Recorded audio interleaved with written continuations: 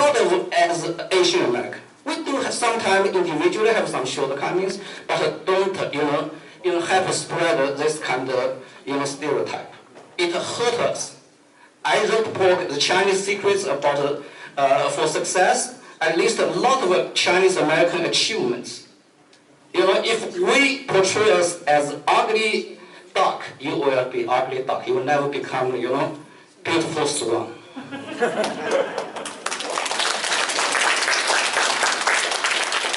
So, what is the next step? We are building momentum, and I want to say thank you for 8020 and the DC chapter supported us and joined us, and also Mr. Dr. Wu also joined us. We are going to want to first initiate an individual petition, probably in 1 week or so. We're going to form a broad-based organization to really, from grassroots standpoint, to continue representing Asian Americans and to fight for this continuously. We'll try to get the legislative, some kind of initiative. Right now, the good thing is right now, the House, both the House and the Senator are really controlled by the Republican Party, which more emphasizes on the equality across the race instead of racial preference. So there's a chance there. So the road ahead is probably more challenging, but I think we want to take some challenges, along the side in a different way, really achieve the same goal. One more thing I want to emphasize here is, we not only fight for Asian Americans, but also fight for this country. Many interviews I answered, I addressed this. America is a great country because it offers equal opportunity to all. Asian Americans and many talents from different continents has been attracted to America to build America into the greatest nation on earth.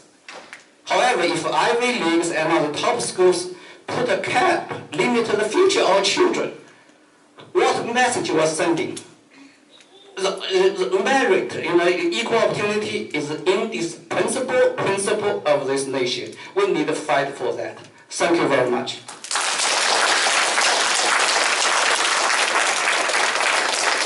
Yeah, I think I just want to give a picture of this momentum that Michelle mentions that, okay, after the lawsuit, or while the lawsuit is going, that Adam Wild is organizing and behind them, and this initial complaint organized by Mr. Zhao, there's really momentum built on all the media, traditional media, newspaper, TV, and internet across board. So I've read a lot of comment. A lot of people, they really just say, okay, finally there's somebody stand up and speak about it. A lot of people, including kind of the majority of the white people, they're afraid of speaking this up in the past, because at the moment they speak up, they probably will labeled by something else, right? Just now I see a comment and white folks, right, say, okay, finally that's the Asian, they say they're getting up, they want to stand up. So what I want to say is that don't be fear about regarding how hard it is, and so as long as we all kind of get into this, support this, spend more time out of busy days, right? So we know a lot of people were going after school program with the kids, we go SAT class and with the kids, right? So spend a little time, just look into this and support this, just understand this first and support this. I believe that the more support we can provide to the lawsuit in front end and the grassroots organization back end, and I believe that we'll definitely achieve a lot of things that, so instead of kind of Asian community population fighting each other on the college or mission, and so we should all unite and speak out and fight. So now I want to kind of turn into the open Q&A session. I'm sure a lot of people in the audience that you're ready to ask questions. And also, if anyone want to, waters, we have waters both sides, and go ahead and pick a water if you want. So now I want to turn into the Q&A session. Anyone has questions, specific, or, all right, I'm going to start passing on the microphone. Hi, I was wondering, the kids that are joining as part of the lawsuit, is there any concern of retaliation since they will be applying for colleges? Yes, so we have thought carefully about that. So we are in the process of entering into what's called a protective order in the case, which means none of the information about them will be known. And we are still negotiating this with Harvard, but our position is we are asking for, and we believe we will get, what is called an attorney's eyes only protective order, which means the attorneys will know the names and the information about the students, but the school officials will not. They will be told general things about the students, but not the students' names for this very reason, that we don't want the school to discriminate against the students in the application process. We're still negotiating it, but I'm highly confident it will work out better. Okay, thank you. I was just wondering, at this point in time, are you guys only addressing, like, in the court, are you guys only addressing the fact that the system is flawed, or are you guys, like, proposing a new way to make admissions more equal? Is there any plan yet? Well, here's what the overall, I don't understand them because I'm so short.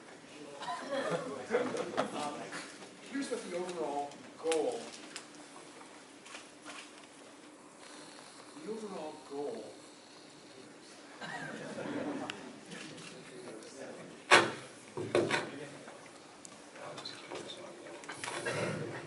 The overall goal is, as Will described, is not to have the court slap Harvard on the hands and tell them, you know, your quota system is a little too rigid, open it up a little bit.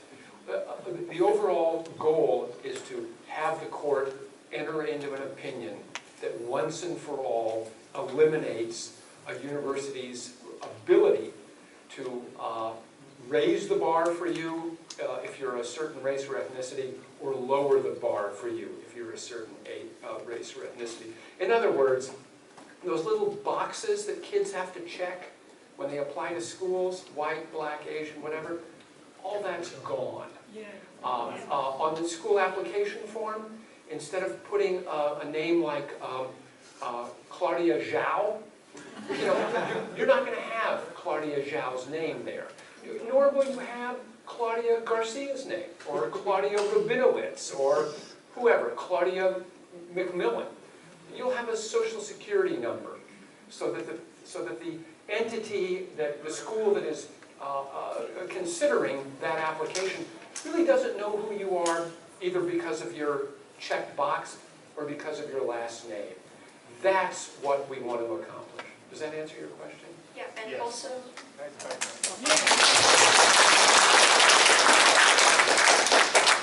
I just wanted to address something that Professor Hugh mentioned in his talk. He said how the graduation rate for African American students is like one way to prove how making admissions like colorblind would be better for other minorities. Do you guys have any more statistics like regarding that? There are a lot of studies that have been done on this. It's referred to as the cascading effect. So if a student is admitted to a college that is too competitive for them, as they were saying, they end up dropping out of their chosen major or dropping out of that school. And that happens at every level, right? So if you should be going to, you know, Harvard, but you're not, or you should be going to one school, you're going to Harvard, at each level, they're suffering because of this. And you see this in law schools. There's a lot of this in law schools with bar passage rates. So some law, this is getting a little bit far field, but some law schools teach to the bar exam. They want to educate the students so they can pass the bar exam. Some law schools, like Harvard, don't worry about that because they assume their students know how to study for the bar exam and pass it. Well, if you're admitting students to Harvard Law School who need remedial assistance in passing the bar exam and they're not getting it, they're not going to pass the bar. And so what you see are minority students spending an inordinate amount of money over these prestigious law schools that are admitting them to the nation. They're not getting the preparation they need. They're not passing the bar exam, and they're not going into the field of law. Now, I suspect medicine probably has a similar. So it is really it really is troubling. And what it tells you is, and this is what I think the fundamental point is, the schools aren't interested in the success or failure of their students, or in what kind of life they have beyond the school. They just want to portray a certain image of themselves for themselves. And that really is cynical. You know, I think it's really bad. I can add some comments. When when writing my book, I look at the STEM education. Some minority groups, they have high rate of failure, switching, initially you get into STEM education, science and engineering. In a couple of years, they switch to liberal arts or other places. And that report I not say it's really due to this kind of like a policy, race-based policy. But it can have some reason on that, and because some minority groups, the rate dropping off from STEM education is much faster. I think there was a question with that. Hi, Ed and Will. Thank you very much for doing this for all of us. I just have one question. Earlier, you mentioned there was an organization you encourage us to join, but I forgot the name already. So maybe you can let us know. And then maybe the organizer can send a WeChat something. Yeah, everybody take out your smartphones. Write this down. It's studentsforfairadmissions.org. Studentsforfairadmissions.org. Very simple website, although it costs a lot of money to design it. I encourage you to post a link to your Facebook pages and send it to friends and family, and it would be wonderful if over the next couple of weeks we went from about 400 members maybe up to 600 or 700 members. That would be a wonderful outcome from our trip to California. Yeah, so folks, you see the code put up on the wall, and that's the WeChat group that you can join. Just scan it on your phone, and yeah, so it's a group that formed for this event, and we can spread out more information. Anyone, like what website or what action. All right. Hi, my name is Jim Yan. I'm one of the SBCA committee member. So this morning we had a very good lunch with Ed and Will. So one of the issues I raised to Will, I spoke with Will regarding